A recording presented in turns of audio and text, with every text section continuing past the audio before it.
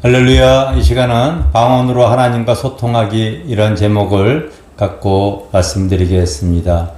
얼마 전 우리 교회 성도가 우리 목회자 부부에게 이제 강원도 콘도를 예약을 해가지고 다녀오시라고 이렇게 하셨습니다. 그래서 감사하는 마음으로 우리 부부뿐만이 아니라 자녀, 그리고 또 한 그 교인 가정까지 해서 봉고차로 한 11명이 다 타고 갔다 오려고 했었어요. 그래서 이제 하나님께 이제 이렇게 기도하면서 출발하려고 하는데, 저는 항상 무슨 일을 하기 전에 말씀보다 기도보다 앞서지 않습니다. 여러분들은 그렇게 하시나요? 항상 무슨 일을 결정을 할 때에, 어디를 갈 때에 항상 내 안에 계신 주님 앞에 먼저 이렇게 묻고 움직입니다. 그래서 이제 여행을 떠날 때에 하나님께 다녀오겠습니다. 그렇게 이제 기도를 하고서 방언으로 이렇게 기도하고서 갔다 오려고 하는데, 내 안에 계신 성령님께서 가지 말라고 하는 사인을 주십니다. 성령의 감동이 오는데, 하나님이 어떤 일을 가지고서 내가 물었을 때에 하나님께서 때로는 음성도 들려주시지만은 음성이 아니고 마음의 감동으로도 옵니다. 하나님이 기뻐하지 않은 일을 행할 때 내 마음이 무겁고, 그리고 또 두렵고 어두운 마음이 생기죠. 여러분 잘 알다시피 하나님의 나라는, 우리가 가야 될 본향은, 우리가 가야 될 본향뿐만이 아니라 내 마음에도, 하나님의 나라는 여기 있다 저기 있다 할 것이 아니라 우리 안에도 있다고 그랬잖아요. 그리고 여러분 로마서 14장 17절에 보면은 하나님의 나라는 바로 성령 안에서 의와 평강과 기쁨이니라. 즉 하나님과 소통하는 자에게는 하나님의 나라가 마음의 평강으로 이렇게 있는 것이지요. 그런데 어떤 일을 행할 때에 바로 그 내 마음이 두렵거나 어둡거나 바로 이 혼란스러워지는 이런 감동이 오는 것은 하나님이 주시는 사인이에요. 영에 속한 사람은 이런 감동이 옵니다. 그래서 저는 출발 직전에 나는 안 가니까 너희들 다녀와라, 그렇게 얘기를 했어요. 그랬더니 우리 자녀 세대와 또 성도가 좀 황당하다고 여겼고, 성도가 콘도를 예약해놨는데 또 그냥 안 갔다 오면은 또 실례인 것 같아서 우리 자녀들이 바로 2박 3일 여행을 다녀왔습니다. 우리 부부는 가지 않았어요. 그런데 그들이 집에 들어오는 모습을 볼 때 얼굴이 굉장히 창박한 거예요. 그래서 왜 그러냐고 물어봤더니 그곳에 가서 회를 시켜 먹었는데 아마 바로 뷔페되어진 회였던 것 같아요.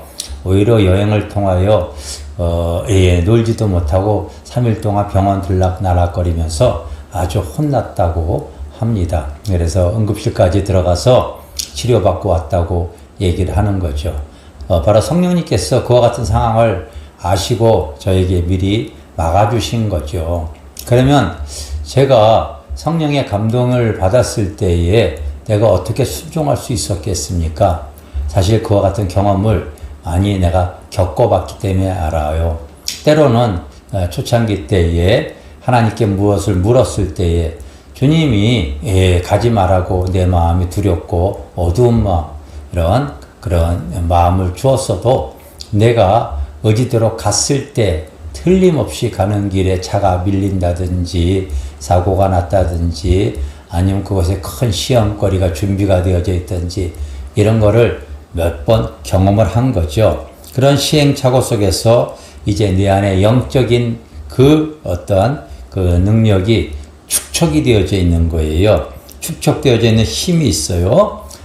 이런 상황에 또 갔다 오면은 엄청난 고생이 되어질 거라, 이거를 깨닫는 거죠.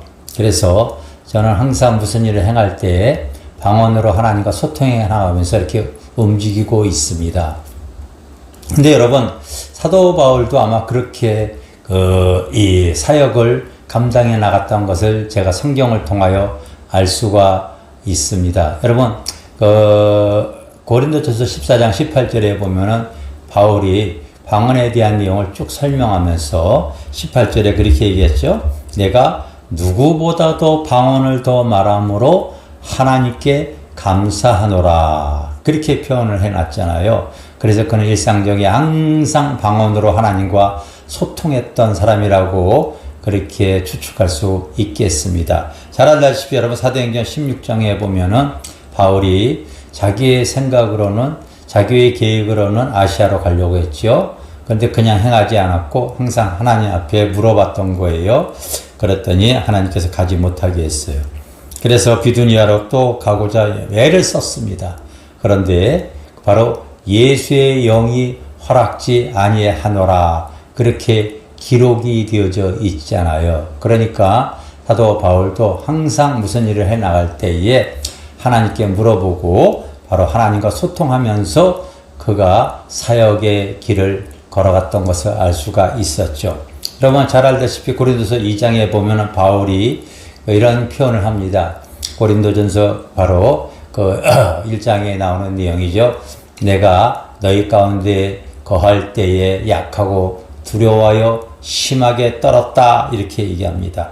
이제는 내 말과 전도함이 내 지혜로 하지 아니하고 오직 다만 성령의 나타남과 능력으로 하기를 원한다 이렇게 표현하고 있잖아요. 바울이 자기의 생각대로 사도행전 17장에 보면 아덴에서 복음을 증거를 했었는데 자기가 그 똑똑한 사람들 앞에 자기의 말과 자기의 지혜로 복음을 증거해도 아무 열매도 맺지 못하고 조롱을 당했다고 기록이 되어져 있지 않습니까? 그리고 나서 이제 사도행전 18장에 보면은 바울이 아덴을 떠나 고린도에 이르러 바로 고린도에 오니까요. 그 고린도 사람들은 아덴 사람보다 그 보기에 더 완악하고 음란했던 모습을 보니까 이제 바울이 그 고백을 하는 거예요. 내가 다시는 내가 성령의 나타남이 없이 내 말과 전도함이 성령의 나타남이 없이 해봐야 아무 결과가 없다는 것을 알기 때문에 그런 고백을 한 것 같습니다. 그래서 로마서 15장에 보면 바울이 이렇게 자랑하는 내용이 나오죠. 어떤 자랑입니까? 내가 예루살렘에서부터 일리고까지 복음을 증거함에 있어서 성령의 능력, 성령의 나타남으로 복음을 편만하게 전했다 이렇게 기록이 되어져 있죠. 그나마 일상생활 속에서도 방언으로 하나님과 소통하면서 사역을 계속 해 나갔다는 것으로 이렇게 추론할 수가 있습니다. 우리가 2023년도에 하나님의 성전을 지었을 때에 다 짓고 나서 나는 예전과 똑같은 목회 방침으로 바로 사역을 해 나가려고 했었습니다. 코로나 오기 전까지 제가 한 15년 가까이 국내외 교회 매일 이렇게 부흥회를 다녔었거든요. 당연히 이제 성전 졌기 때문에 성전을 짓고 났을 때에 예전과 똑같이 바로 주일날은 예배 드리고 그리고 월요일서부터 수요일 목요일까지는 부흥회를 다녀야 되겠다. 마침 또 국내외로 또 오라고 하는 곳들도 여러 군데가 있었기 때문에 당연히 부흥회를 가려고 했었죠. 그런데 이제 하나님께 기도했더니 방언으로 하나님께 이렇게 기도했더니 하나님께서 너 이제 가급적 부흥회보다도 교회 안에서 겟세마네 기도회 하라. 아마 우리 집사람에게 사인을 줬고 저에게도 기도했을 때 그런 마음을 주었습니다. 그래서 이제 부흥 집회를 안 나가고 겟세마네 기도회를 하기 시작했어요. 이제 한 1년이 좀 넘어갔는데 놀랍게도 누구나 어느 교회나 다 기도를 하지만은 저희 교회에 오게 되어지면은요 외부 교회들이 사실 요즘은 더 많이 오고 계세요. 국내외 멀리서도 많이 오고 계십니다. 참 금주에 보게 되어지면은요 일본에서도 오셨고 저기 뉴질랜드에서도 오셨더라고요. 참 멀리서도 우리 겟세마네 기도회를 통하여서 같이 기도하려고 이렇게 찾아오시는 분들이 많이 있는데 기도를 통하여 하나님의 임재를 느끼고 또 유튜브 영상을 통하여서 함께 또 참석하시는 분들이 이런 고백들을 요즘 많이 해 주시고 계십니다. 그동안 기도의 영을 이제 함께 유튜브 영상에 같이 실시간으로 참여하여서 내가 기도가 회복이 되어졌습니다. 하나님께서 치유해 주었습니다. 응답의 은혜를 받았습니다. 이런 내용들을 많이 받고 있어요. 찾아오시는 분들도 있고 유튜브 영상으로 함께 기도하는 분들도 있습니다. 하나님이 밀어주니까요. 바로 좋은 결과가 있다고 고백을 합니다. 그리고 또 하나님께서 이제 목요 집회 다시 행하라. 그동안 하지 않았는데 목요 집회 했을 때 사람들이 올까 이런 의구심이 들었어요. 근데 방언으로 기도할 때 하나님께서 그런 목요 집회를 하라고 하는 감동을 이렇게 주셔서 이제 시작을 했는데요. 1년도 지금 되어지지 않았는데 놀랍게도 저희 교회 주일날보다 목요일날 오시는 분들이 사실 더 많습니다. 대개 주일날, 대개 어느 교회나 주일날이 제일 오전 예배 때 성도들이 가장 많이 오잖아요.